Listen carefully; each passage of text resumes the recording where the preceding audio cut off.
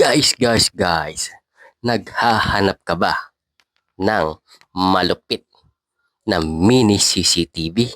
Oh, tignan nyo guys. Napakalupit nito at napakaliit. Tignan mo naman guys. Parang Cyclops. Di ba? Guys, napakamura lang nito. Alam kong gusto mo rin magkaganto kasi useful ito at araw-araw natin gagamitin tuwing gabi. Diba? Kasi alam mo naman, sa panahon ngayon, talamak talaga ang mga magnanakaw. Hindi mo alam, baka mamaya minamanmanang ka na pala. Diba? Di mo alam, ang daming tambay dyan sa inyo.